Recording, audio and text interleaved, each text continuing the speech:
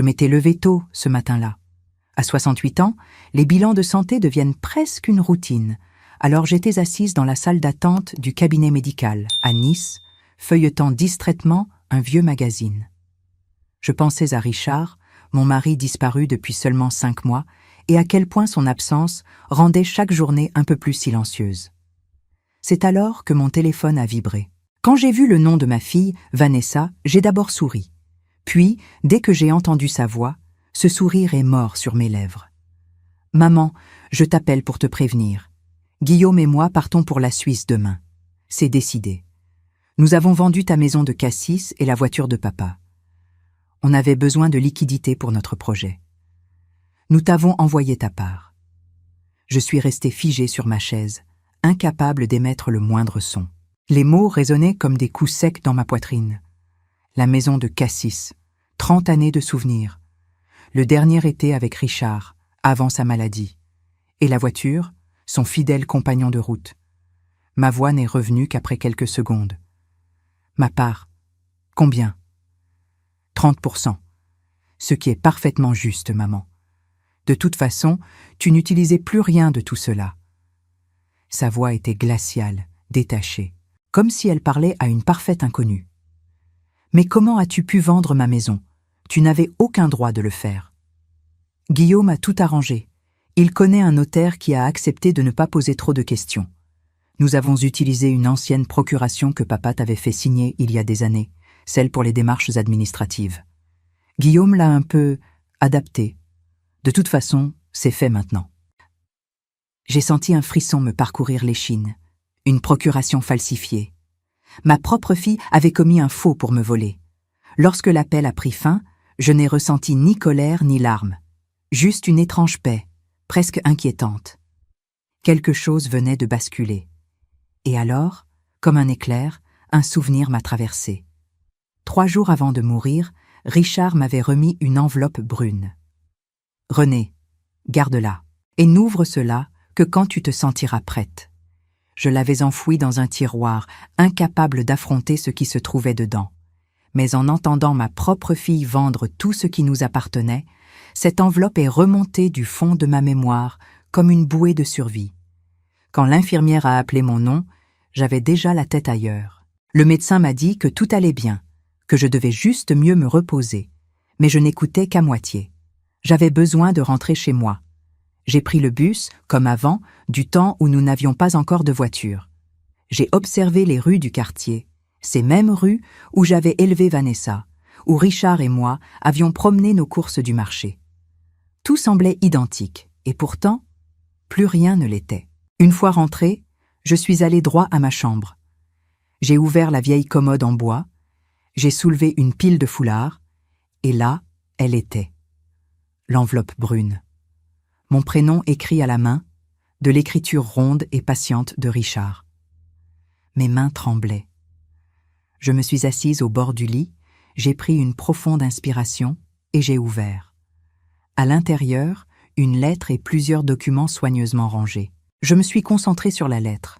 « Ma chère Renée, si tu lis ceci, c'est que je ne suis plus à tes côtés. Pardonne-moi de ne pas t'avoir dit tout cela de mon vivant. J'ai voulu te protéger, te laisser vivre légère. Pendant des années, j'ai investi silencieusement chaque économie, chaque prime, chaque petit bénéfice.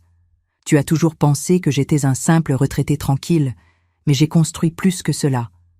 Tu es riche, mon amour, et tu es la seule héritière. Tout est à ton nom depuis longtemps, bien avant ma maladie. Riche. Le mot me semblait étranger, presque irréel. Les documents confirmaient tout.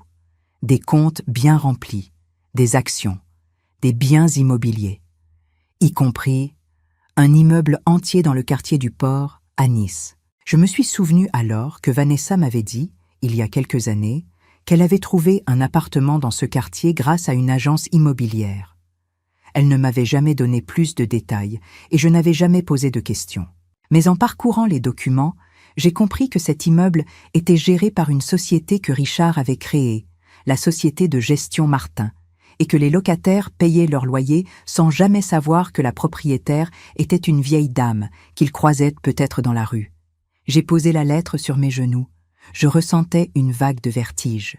Pendant que ma propre fille me volait, me traitait comme un poids, elle vivait peut-être dans un appartement dont j'étais la véritable propriétaire, sans même le savoir. Je me suis levée, j'ai traversé la maison en touchant du bout des doigts les meubles que Vanessa trouvait trop vieux. Sur un mur, une photo de nous trois. Vanessa avait 5 ans, assise sur les genoux de Richard, riant à gorge déployée. Cette petite fille souriante, où était-elle passée? J'ai alors compris une chose essentielle. Je n'allais pas me venger par colère. Je n'allais pas la punir par haine. J'allais reprendre ma place, ma dignité, ma vie. Et pour cela, je devais d'abord faire un pas que je n'avais jamais osé faire. Je me suis assise à la table de la cuisine, avec la lettre de Richard devant moi, et j'ai murmuré « Très bien, mon amour, je suis prête. » Avant de continuer, vérifiez si vous êtes déjà abonné à la chaîne et dites-nous en commentaire de quelle ville ou pays vous nous regardez. Nous aimons beaucoup savoir jusqu'où nos histoires voyagent. Je n'ai presque pas dormi cette nuit-là. La lettre de Richard me revenait en boucle, comme si chaque mot ravivait une part de lui que je croyais perdue. Au petit matin, j'ai appelé Maître Moreau, l'avocat qui avait toujours accompagné notre famille. Il avait assisté aux obsèques de Richard et m'avait dit, ce jour-là, de ne pas hésiter à le contacter si jamais j'avais besoin d'aide. « Madame Martin, venez dès que vous le pouvez. » Sa voix était posée, chaleureuse. Cela m'a rassurée. J'ai enfilé une robe bleu marine, celle que Richard aimait tant, et j'ai noué mes cheveux gris en un chignon soigné. Dans le miroir, j'ai aperçu quelque chose que je n'avais plus vu depuis longtemps. De la détermination. Le cabinet de Maître Moreau se trouvait dans un immeuble ancien du centre de Nice, avec un sol en marbre clair et des boiseries impeccablement entretenues. Lorsque je suis entrée, il s'est levé immédiatement pour m'accueillir. « Madame Martin, je suis heureux de vous voir. Qu'est-ce qui vous amène ?» Je lui ai tendu l'enveloppe et les documents que j'avais trouvés. Il a parcouru le tout en silence, son regard devenant de plus en plus concentré. Puis il s'est redressé, surpris. « C'est tout à fait remarquable. Votre mari était un homme beaucoup plus prévoyant qu'il n'y paraissait. » « Que signifie tout cela exactement, maître ?» Il a posé les papiers devant lui. « Cela signifie que vous êtes une femme très aisée. Les comptes, les actions, les biens immobiliers, tout est en parfait ordre et tout vous appartient. La maison de Cassis, l'immeuble du quartier du Port, les appartements loués, ainsi que plusieurs placements financiers. Vous êtes la seule propriétaire légale. Votre mari avait tout mis à votre nom il y a plusieurs années, bien avant sa maladie. Il n'y a donc pas eu de succession à proprement parler, puisque ces biens vous appartenaient déjà. » Je suis restée quelques instants sans voix. « Et la vente de ma maison de Cassis ? Ma fille l'a vendue derrière mon dos. Elle m'a avoué avoir utilisé une procuration falsifiée. » Maître Moreau a froncé les sourcils. « C'est extrêmement grave. La falsification d'une procuration constitue un faux en écriture, un délit pénal sévèrement puni par la loi française. Cette vente est donc nulle de plein droit. Cependant, il va falloir engager une procédure judiciaire pour faire constater cette nullité. Les acheteurs, s'ils sont de bonne foi, devront être remboursés, mais c'est votre fille et son mari qui seront tenus responsables de ce remboursement, pas vous. Le notaire qui a accepté de passer cet acte sans vérifier correctement l'authenticité de la procuration pourrait également être inquiété. » Il a marqué une pause. « Nous pouvons également déposer une plainte pour faux et usage de faux, si vous le souhaitez. Cela pourrait entraîner des poursuites pénales contre votre fille et son mari. » J'ai secoué la tête. Je ne veux pas poursuivre ma fille en justice. Pas pour l'instant, en tout cas. Je veux faire les choses autrement, mais je veux récupérer ce qui m'appartient. Il a hoché la tête, respectueux. « Très bien. Que puis-je faire pour vous, alors ? » Premièrement, lancez la procédure pour faire annuler la vente de la maison de Cassis. Je sais que cela prendra du temps, mais je veux que ce soit fait dans les règles. Deuxièmement, aidez-moi à reprendre le contrôle direct de tous mes biens, en particulier de l'immeuble du quartier du Port. Je veux savoir exactement qui sont mes locataires. Et troisièmement, je veux que rien de tout cela ne parvienne aux oreilles de ma fille. Absolument rien. Il m'a observé avec une curiosité mêlée d'admiration. Ce sera fait. La procédure pour la maison de Cassis prendra plusieurs mois, peut-être plus d'1 an si les acheteurs contestent. Mais pour la gestion de vos biens, nous pouvons agir beaucoup plus rapidement. Je travaillerai personnellement sur votre dossier.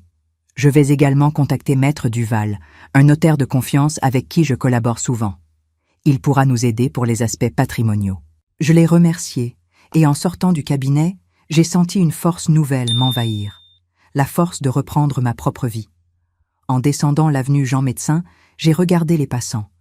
Chacun avançait avec ses secrets, ses urgences, ses blessures. Moi aussi, désormais, j'en portais plusieurs. Les jours suivants ont ressemblé à une étrange pièce de théâtre où je jouais 2 rôles. Le matin, j'étais la veuve pauvre et un peu perdue que les voisins regardaient avec compassion. Aurore, ma voisine depuis plus de 20 ans, m'apportait parfois de la soupe ou un plat fait maison. « Renée, ma chérie, tu vas t'en sortir, je suis là si tu as besoin », disait-elle en posant une main douce sur mon bras. Je la remerciais avec sincérité. Elle ne méritait pas de savoir la vérité. Pas encore. Mais l'après-midi, une fois seule, je devenais une femme d'affaires malgré moi. Je triais les documents laissés par Richard, j'apprenais les termes financiers, je répondais aux courriels de Maître Moreau et de Maître Duval, je faisais des choix. Je découvrais que Richard avait été bien plus prudent et stratège que je ne l'avais imaginé. 3 semaines après notre premier rendez-vous, Maître Moreau m'appela. « Madame Martin, j'ai de bonnes nouvelles. L'assignation pour faire annuler la vente de Cassis a été déposée au tribunal. Par ailleurs, nos enquêtes ont confirmé que votre fille et son mari occupent bien l'un des appartements de votre immeuble du port. Ils l'ont loué il y a 3 ans, par l'intermédiaire de l'agence qui gérait le bien pour votre mari. Ils n'ont jamais su que le propriétaire était votre famille. » Je me suis senti respirer à nouveau. « Et qu'en est-il de leur bail ?» Leur bail arrive à échéance dans 8 mois. En tant que propriétaire, vous avez parfaitement le droit de ne pas le renouveler, à condition de respecter le préavis légal de 6 mois. Si vous souhaitez récupérer le logement pour y habiter vous-même ou pour y loger un membre de votre famille, vous pouvez invoquer un congé pour reprise personnelle. Cela nécessite également un préavis de 6 mois avant l'échéance du bail. Nous avons donc encore le temps d'agir dans les règles. Il a marqué une pause. Il y a aussi une 3e possibilité. Si votre fille et son mari cessent de payer leur loyer, vous pourriez entamer une procédure d'expulsion pour impayé. Mais je dois vous prévenir, en France, cette procédure est longue et complexe. Elle peut prendre 1 à 2 ans, et il y a la trêve hivernale pendant laquelle aucune expulsion ne peut avoir lieu. J'ai réfléchi un moment. Pour l'instant, attendons. Mais préparez un courrier de non-renouvellement du bail pour congé personnel. Nous l'enverrons au moment opportun, lorsque le délai légal le permettra. Je veux que tout soit fait dans les règles. Très bien, Madame Martin. Je n'avais pas eu tort d'être patiente. Quelques jours plus tard, Aurore est venue frapper à ma porte, les yeux écarquillés. « Renée, as-tu entendu ? Guillaume a de gros ennuis avec la banque. Il paraît qu'il a essayé de contracter des emprunts en utilisant leur appartement comme garantie, mais quand la banque a vérifié, elle a découvert qu'il n'était pas propriétaire, juste locataire. Ils auraient même trouvé des documents falsifiés dans son dossier. » On parle d'une enquête de police. Je suis restée impassible, mais intérieurement, une certitude s'ancrait en moi. Vanessa allait revenir, et cette fois, ce serait elle qui aurait besoin de moi. Quand Aurore m'a annoncé que Guillaume était en difficulté avec la banque, quelque chose en moi s'est mis en place avec une précision presque mécanique. Je ne ressentais ni triomphe ni colère, seulement une lucidité nouvelle. Pendant des années, j'avais laissé ma fille décider pour moi, occuper chaque espace, me faire croire que j'étais dépendante. Cette époque était révolue. Quelques jours plus tard, Maître Moreau m'a appelé pour m'informer que le dernier élément nécessaire à la prise de contrôle de mes biens venait d'être validé. Madame Martin, tout est désormais officiel. Vous êtes enregistrée comme la seule gérante de la société de gestion Martin. Les formalités auprès du greffe du tribunal de commerce sont terminées.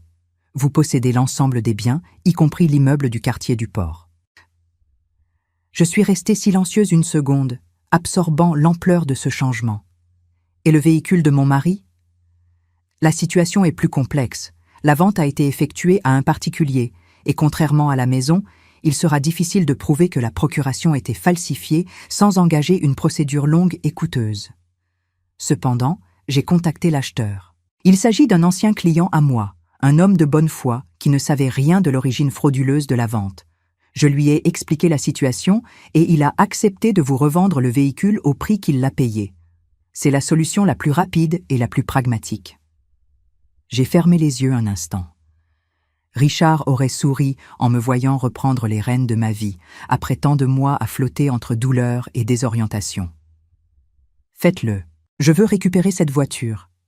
Ce sera fait d'ici la fin de la semaine. » Puis vint la question délicate. « À présent, que souhaitez-vous que je fasse concernant l'occupation de l'appartement par votre fille et son mari ?» J'ai inspiré profondément.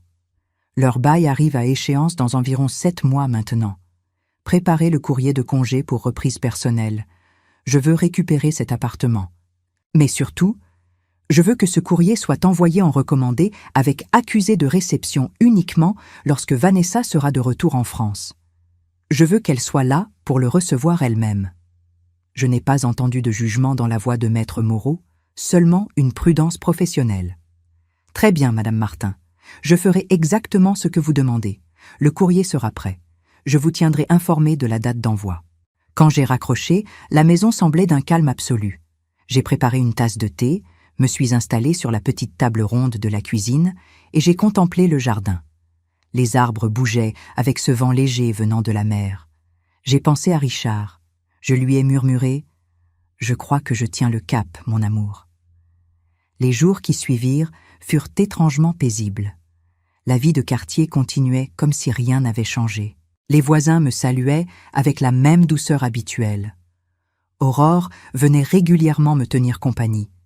Elle ignorait que sous mes airs de veuve fragile, j'étais devenue une femme qui gérait comptes, propriétés et procédures légales avec une efficacité inattendue. Un après-midi, alors que nous buvions un café ensemble, Aurore a soupiré. « René, j'ai vu Vanessa et Guillaume partir pour la Suisse avec leurs valises, comme si le monde leur appartenait. Et maintenant, les rumeurs disent qu'ils sont dans une situation terrible. Tu dois être inquiète pour elles. » J'ai baissé les yeux pour mieux masquer la vérité. Je suis surtout triste qu'elle ait fait des choix si imprudents. Elle m'a touché la main avec tendresse. Quelle que soit la faute d'un enfant, une mère reste une mère.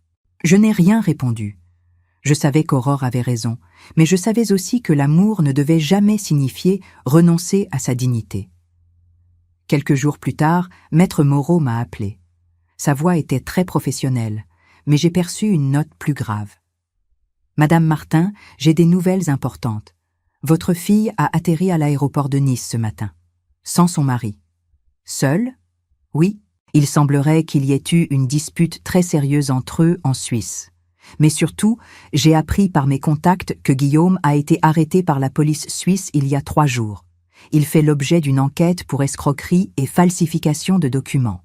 Les autorités suisses ont découvert qu'il avait tenté de contracter plusieurs prêts en utilisant de faux justificatifs de patrimoine. Il est actuellement en détention provisoire à Genève. J'ai senti mon cœur se serrer. Non pas pour Guillaume, mais pour ma fille qui avait lié son destin à cet homme. Et Vanessa? Est-elle impliquée dans ces affaires?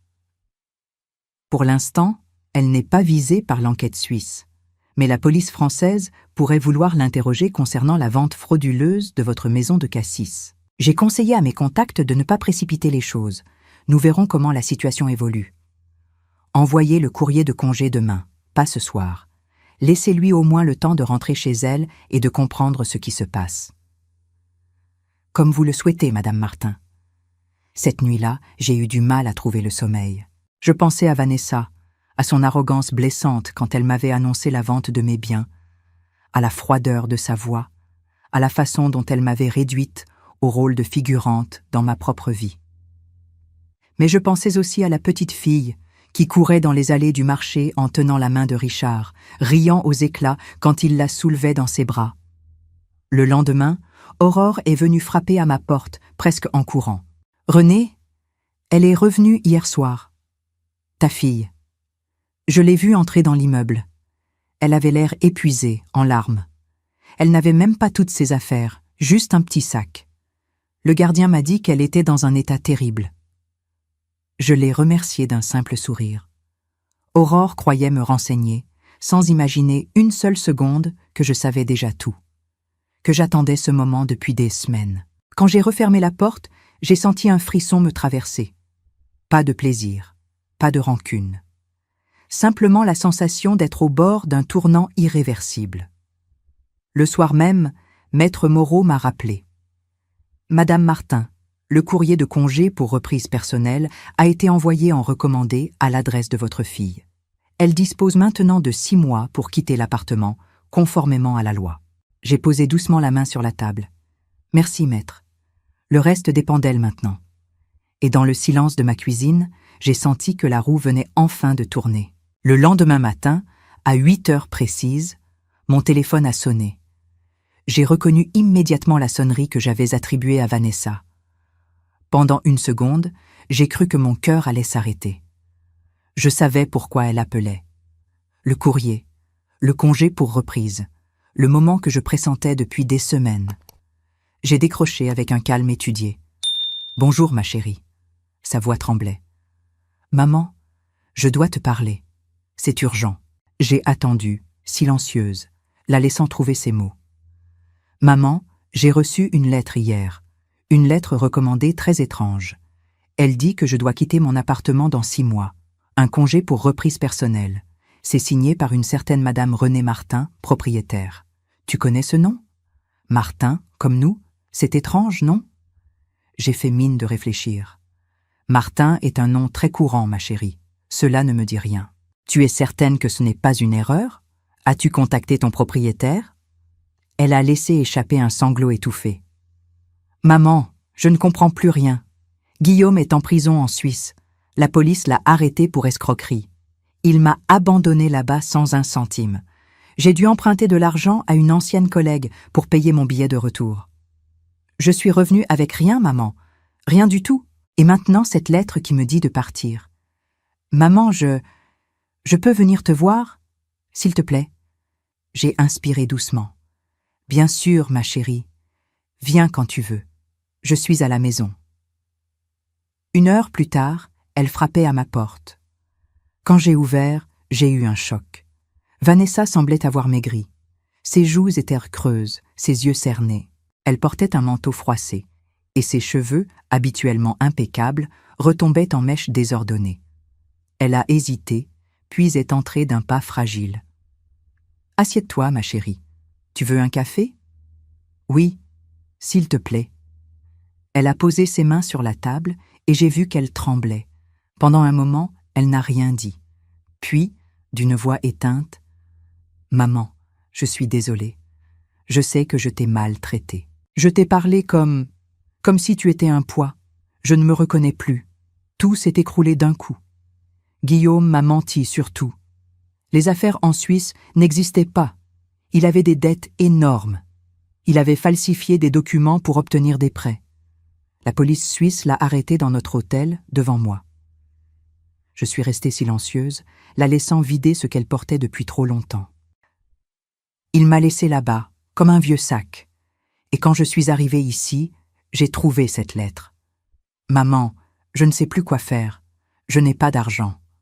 Je n'ai plus de travail. Je n'ai plus rien. Elle a éclaté en sanglots, posant son visage contre ses mains. Pendant un instant, mon cœur s'est serré. C'était ma fille, malgré tout. Mais je ne pouvais pas revenir en arrière. Je ne pouvais pas effacer les conséquences de ses choix. Je devais la laisser traverser ce passage. Je me suis assise à côté d'elle. « Vanessa, tu as fait confiance à un homme qui t'a menée dans une impasse. Mais tu n'es pas seule. Tu peux rester ici le temps qu'il faudra. » Elle a levé les yeux, étonnée. « Après tout ce que je t'ai fait? Je suis ta mère. Cela ne changera jamais. » Elle s'est levée brusquement pour me serrer dans ses bras. Son étreinte était tremblante, désespérée, presque enfantine. Je l'ai serrée en retour, mais cette fois, ce n'était pas l'amour aveugle d'autrefois. C'était un geste mesuré, conscient, celui d'une femme qui avait appris à ne plus se laisser déposséder. Après quelques minutes, Vanessa m'a montré une enveloppe brune qu'elle avait trouvée parmi les affaires de Guillaume avant son arrestation. J'ai trouvé ça dans sa valise, cachée au fond. Ton nom est dessus. Je crois que c'est l'écriture de papa. Guillaume a dû le prendre quand il fouillait dans les affaires de papa. juste après sa mort. Tu te souviens, il avait proposé de nous aider à ranger le bureau de papa? Je crois qu'il en a profité pour voler des choses. J'ai senti une colère froide monter en moi. Guillaume avait fouillé dans les affaires de mon mari mourant, volant ce qui ne lui appartenait pas. J'ai reconnu immédiatement l'écriture fine et régulière de Richard. Mon souffle s'est suspendu. Tu peux me le donner, ma chérie. J'ai ouvert l'enveloppe lentement. À l'intérieur, une courte lettre et une petite clé. René, si tu lis ceci, c'est que notre fille traverse quelque chose de difficile. Cette clé ouvre un coffre dans notre banque, le coffre numéro 47. Ce qui s'y trouve pourra l'aider. Utilise-le avec sagesse. Avec tout mon amour, Richard. Vanessa lisait par-dessus mon épaule, ses yeux agrandis par l'incrédulité. Un coffre? Papa avait un coffre? Et Guillaume l'avait volé? Oui. Ton mari a profité de notre deuil pour fouiller dans les affaires de ton père. Il a dû penser que cette enveloppe contenait quelque chose de précieux qu'il pourrait utiliser plus tard. Vanessa a pâli encore davantage. Mon Dieu, maman, je ne savais pas. Je te jure que je ne savais pas. Je te crois, ma chérie, mais tu vois maintenant quel genre d'homme il était vraiment. Elle a hoché la tête, les larmes coulant silencieusement sur ses joues. On doit aller à la banque, maman. Peut-être que cela pourra nous aider. Son emploi du mot « nous » a résonné en moi comme quelque chose d'à la fois tendre et douloureux. Elle ne savait pas encore que son salut ne viendrait pas de cette petite clé, mais de quelque chose de beaucoup plus vaste, construit depuis des années dans le silence. Le lendemain, nous sommes allés ensemble à la banque. Le conseiller a vérifié mon identité, puis nous a conduites dans la salle des coffres. La clé tournait parfaitement dans la serrure du coffre numéro 47. Quand j'ai ouvert le tiroir métallique, un éclat doré a illuminé l'intérieur. Des bijoux. Beaucoup de bijoux.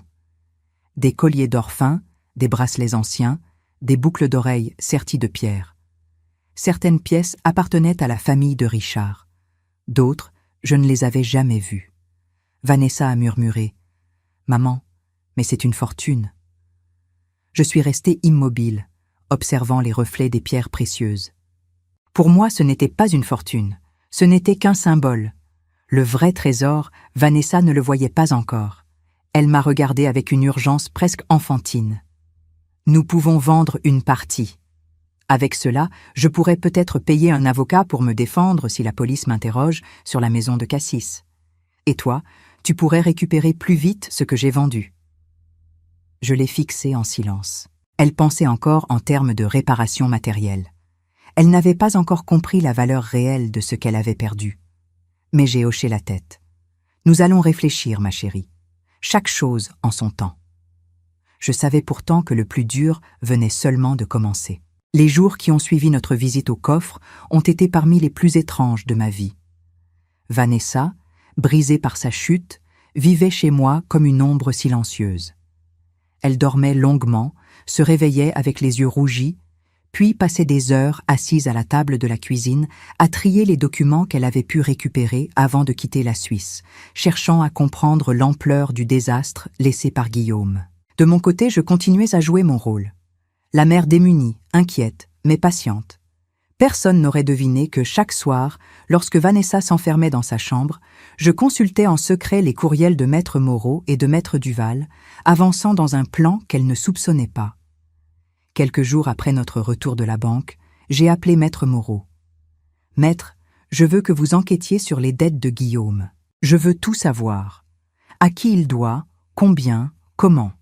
Et je veux également savoir quelles options légales nous avons pour protéger Vanessa. Si elle est impliquée malgré elle dans ces fraudes, je veux qu'elle soit défendue. » Il a répondu avec son calme habituel. « Très bien, Madame Martin, cela prendra du temps, mais nous allons examiner chaque détail. Je vais également me coordonner avec un avocat pénaliste si nécessaire. Je vous tiendrai informé. » Pendant ce temps, Vanessa tentait de reprendre pied dans une réalité qu'elle n'avait jamais connue. Elle n'avait plus l'argent facile qu'elle obtenait autrefois grâce à Richard. Elle n'avait plus les illusions que Guillaume lui avait vendues. Elle ne pouvait compter que sur elle-même. Un soir, elle est rentrée, le visage défait. « Maman, j'ai été refusée encore aujourd'hui. Tous les employeurs me disent qu'avec ma situation actuelle, ils préfèrent attendre. Certains ont entendu parler de Guillaume et de ses ennuis. Mon nom est associé au sien. Je lui ai servi une tasse de thé. Tu finiras par trouver. La persévérance porte toujours ses fruits. Le lendemain, elle est revenue tard, les chaussures poussiéreuses, le visage épuisé. Je crois que j'ai trouvé quelque chose. Ce n'est pas ce que j'imaginais, mais c'est un début. Quel genre de travail?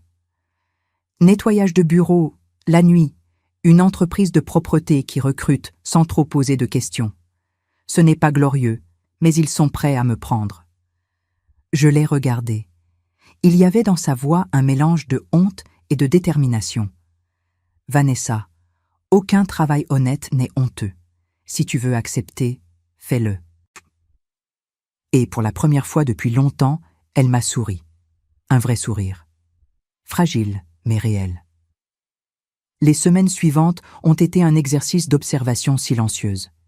Je la voyais rentrer à la maison après son service, les épaules fatiguées, les mains sèches, mais le regard un peu plus solide chaque jour. Elle me racontait les conversations qu'elle avait avec les autres femmes de l'équipe, notamment avec une femme nommée Madame Silva, une dame portugaise d'une 60aine d'années qui avait élevé seule 3 enfants.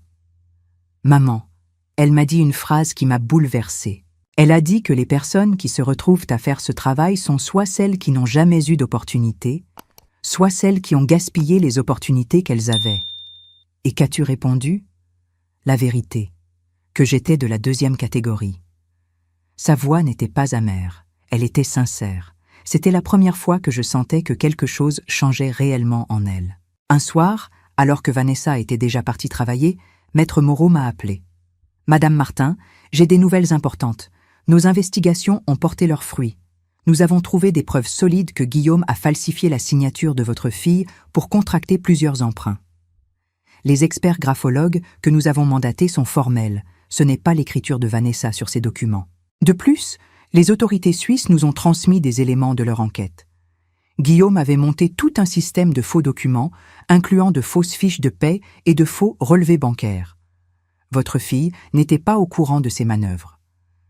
J'ai senti un poids immense quitter mes épaules. Que signifie tout cela concrètement?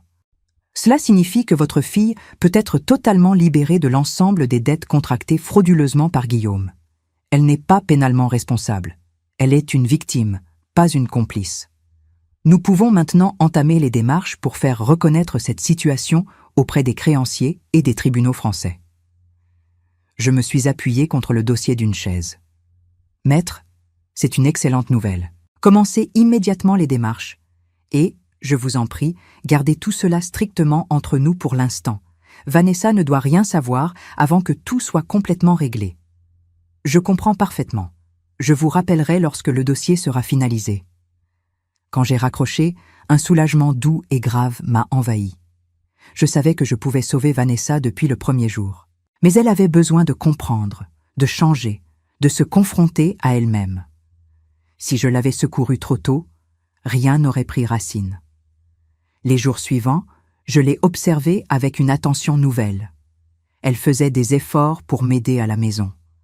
Elle rangeait, elle cuisinait, elle nettoyait, mais sans la moindre trace de condescendance ou de supériorité.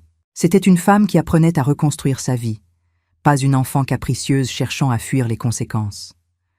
Un soir, elle est rentrée plus tard que d'habitude.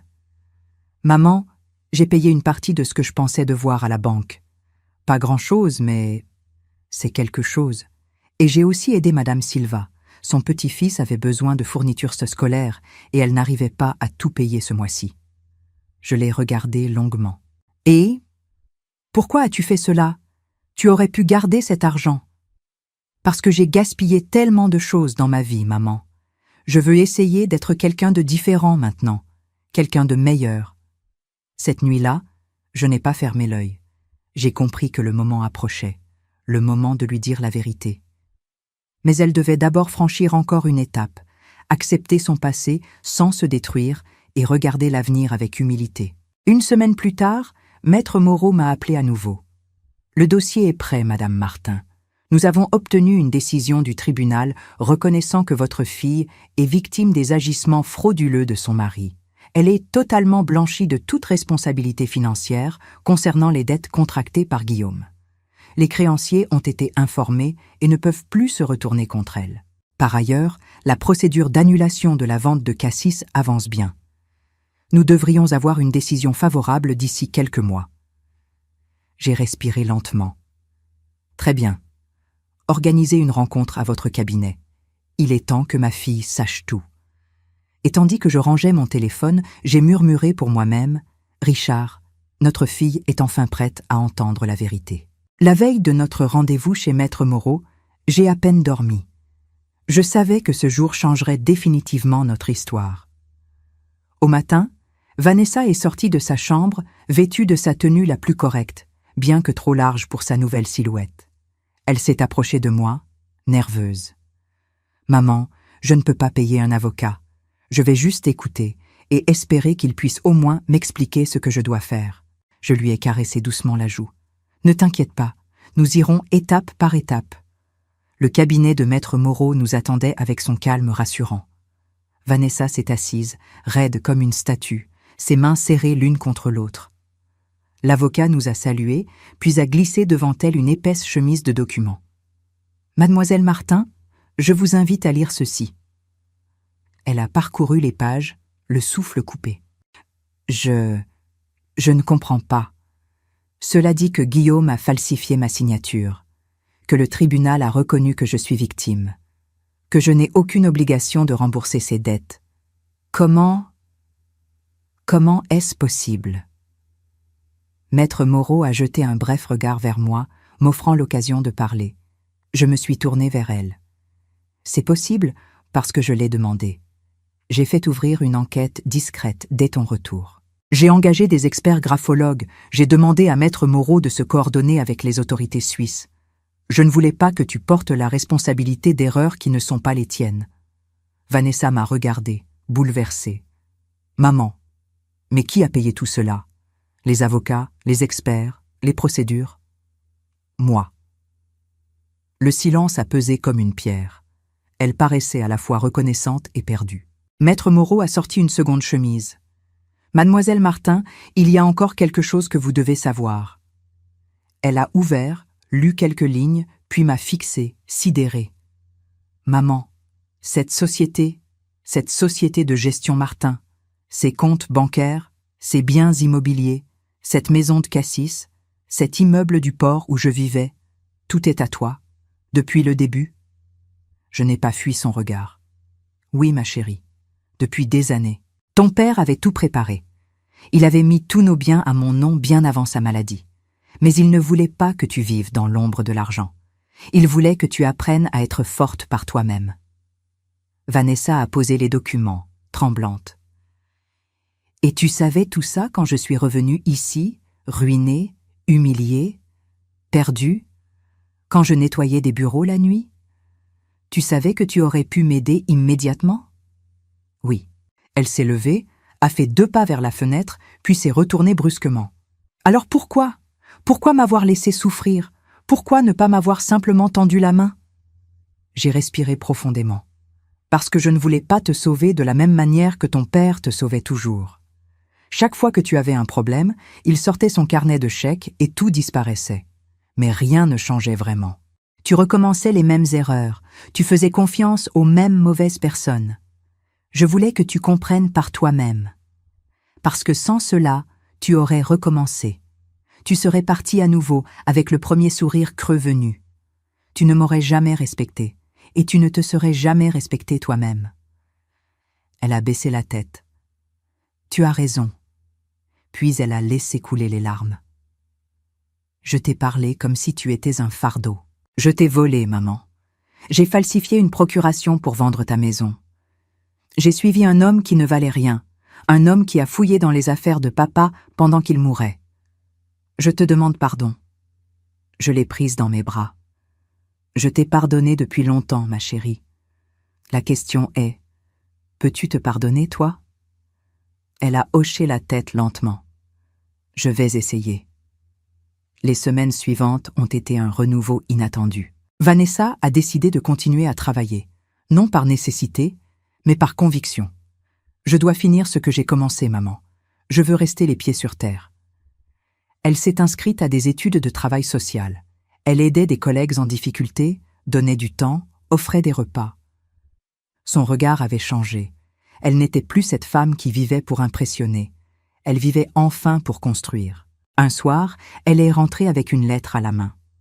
C'est de Guillaume, de la prison de Genève. Il a été condamné à 3 ans ferme pour escroquerie et falsification de documents. Il veut des excuses, du pardon, de l'aide pour payer un meilleur avocat. « Que vas-tu faire ?» Elle m'a répondu calmement. « Rien. Je ne suis plus celle qui l'a manipulé. Je n'ai plus rien à lui dire. Je vais demander le divorce. » Plus tard, nous avons fait notre premier voyage à Cassis depuis que le tribunal avait officiellement annulé la vente frauduleuse et que la maison m'avait été restituée. Les acheteurs, qui étaient de bonne foi, ont été intégralement remboursés grâce aux fonds saisis sur les comptes de Guillaume en Suisse et aux produits de la vente de certains biens du couple. Justice avait été rendue pour tout le monde. En entrant, Vanessa a posé la main sur les murs comme si elle retrouvait une partie d'elle-même. « Maman, j'aimerais que cette maison serve à quelque chose, pas seulement pour nous. Papa disait toujours que les maisons sont faites pour être ouvertes, pas pour être figées. Et si nous en faisions un lieu d'accueil pour les femmes qui repartent de zéro? Des femmes comme moi qui ont tout perdu et qui ont besoin d'un endroit pour se reconstruire. » Je l'ai regardé. Son regard était clair, déterminé, plein de maturité. « Ce serait un projet important, ma chérie. Il faudrait créer une association, obtenir des autorisations de la mairie, adapter la maison aux normes de sécurité. C'est beaucoup de travail. Je sais, mais je veux le faire, avec toi, si tu acceptes. » J'ai senti mes yeux se remplir de larmes. Je pense que ton père serait fier, et moi aussi. J'ai également appris par Maître Moreau que le notaire qui avait validé la vente frauduleuse de Cassis sans vérifier correctement l'authenticité de la procuration avait été radié de l'ordre des notaires et faisait l'objet de poursuites disciplinaires et pénales. Chaque pièce du puzzle trouvait enfin sa place. Ce soir-là, en regardant le soleil se coucher sur la mer, j'ai murmuré « Richard, notre fille est devenue la femme que tu espérais. » Pour la première fois depuis longtemps, j'ai senti une paix profonde. La vraie richesse n'était pas dans les comptes bancaires. Elle était là, dans cette seconde chance, dans cette réconciliation courageuse, dans cette dignité retrouvée. Et c'est ainsi que notre histoire s'est reconstruite, lentement, solidement, authentiquement. Si cette histoire a touché votre cœur, répondez ici dans les commentaires. À ma place, qu'auriez-vous fait? N'oubliez pas de regarder la prochaine vidéo qui apparaît sur votre écran. Elle apporte un rebondissement surprenant et émouvant qui vous captivera du début à la fin.